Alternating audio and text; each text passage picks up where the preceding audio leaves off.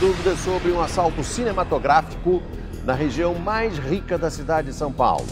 O assaltante perseguiu um empresário no trânsito e o matou a tiros quando ele tentou se refugiar na sede da sua própria empresa. O criminoso fugiu levando um relógio de quase R$200 mil. Será que ele queria mesmo só o relógio? Veja agora na reportagem da semana. Um carro importado e blindado que custa mais de R$300 mil. Um relógio raro de alto luxo que custou R$177 mil. O dono, um empresário que tentou escapar de um assalto e foi assassinado.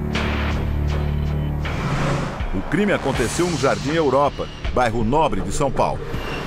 A vítima, João Alberto Cardoso, de 70 anos, era dono dessa imobiliária. Ele foi seguido até aqui por um assaltante que estava em uma moto e foi executado com 3 tiros lá dentro da empresa. 10 horas da manhã da última quarta-feira. O empresário segue no carro para a imobiliária. No meio do trânsito, ele começa a ser perseguido pelo assaltante. Ou ele foi abordado no trânsito, ou ele percebeu que estava sendo seguido. O empresário tenta fugir no meio do congestionamento. Faz ultrapassagens bruscas e buzina desesperadamente. Finalmente estaciona em frente à imobiliária, desce do carro e corre para dentro do prédio. Ele tem a nítida expressão de temor, segundo o relato de uma testemunha à polícia. A partir deste momento, a frieza do ladrão impressiona. Ele não liga para nada nem para ninguém. O homem estaciona a moto, atravessa a avenida diante de vários motoristas. A única preocupação é esconder o rosto com o capacete. Atravessa de arma em punho, entra na empresa, passa por recepção, cliente, secretária, entra procurando pela vítima, não conhecia o ambiente, procurando pela vítima. No escritório, o criminoso exige o relógio, mas o empresário resiste. A vítima se nega a entregar, ele exige pela segunda vez, se nega a entregar, ele faz menção de tirar à força o relógio do pulso da vítima, a vítima se esquiva e o cidadão dá 3 tiros.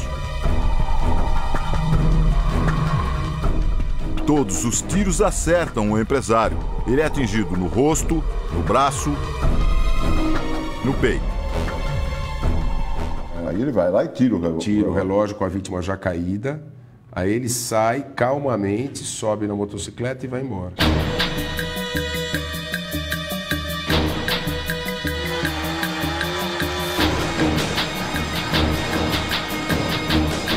Esta imagem, feita por um cinegrafista amador, é do momento em que João Alberto é carregado por policiais militares e colocado em uma viatura. Ele é levado ao hospital, mas não resiste e morre no dia seguinte. O relógio roubado é suíço, de uma das marcas mais caras e tradicionais do mundo. A pessoa que compra um relógio desse, ele quer comprar um relógio de marca e um relógio que é artesanalmente feito. São relógios feitos em poucas quantidades, né? Cada ano eles fabricam lá 1000 peças ou 1200 peças e vende para o mundo todo. Então isso acaba encarecendo o relógio, né? O relojoeiro diz que o empresário usava uma joia rara. Eles fazem relógios de uns 5 mil até 200, 300 mil. O Jardim Europa, bairro de mansões, carros importados e lojas de grife, é uma das regiões com o maior número de roubos de relógios de luxo da cidade, mas não é a única. As pessoas de posse, normalmente em São Paulo, capital, elas transitam no Itaim, nos Jardins, no Morumbi, no Real Parque, nas regiões de maior posse também, onde elas vivem e trabalham. Então o ladrão de outras regiões vem para cá para garimpar o seu tesouro. As ações geralmente são rápidas e inesperadas. Há um mês, um homem suspeito de roubar relógios de luxo foi morto pela polícia no Itaim Bibi, Zona Sul. A câmera de segurança grava o momento em que o carro da quadrilha bate num poste. PMs surgem de moto e o tiroteio começa. Um ladrão é baleado, o outro tenta fugir, mas é preso.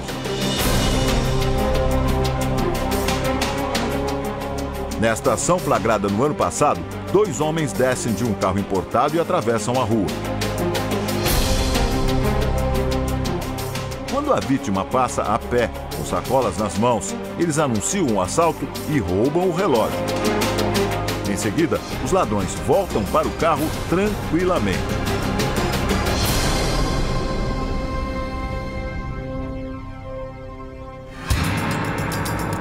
Há 2 anos, uma psicóloga foi baleada na boca ao gritar por socorro durante um assalto nos Jardins. O ladrão, Wagner Becerra, tentou roubar o relógio da vítima, avaliado em R$20 mil. Na fuga, ele trocou tiros com a polícia e morreu. E qual é o grande atrativo desse item para o consumidor final? O preço. No final das contas vai ser o preço. Você tem preço 50%, 1/3 do preço original. Nós da sociedade, novamente, é quem temos que nos conscientizar e não comprar esse tipo de itens de origem duvidosa.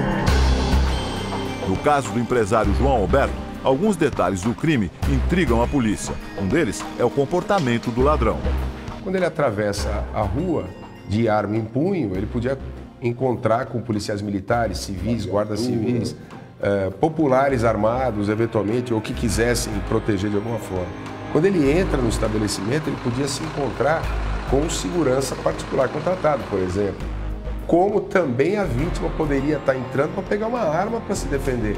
Então ele corre todos esses riscos, o que não é habitual para um ladrão.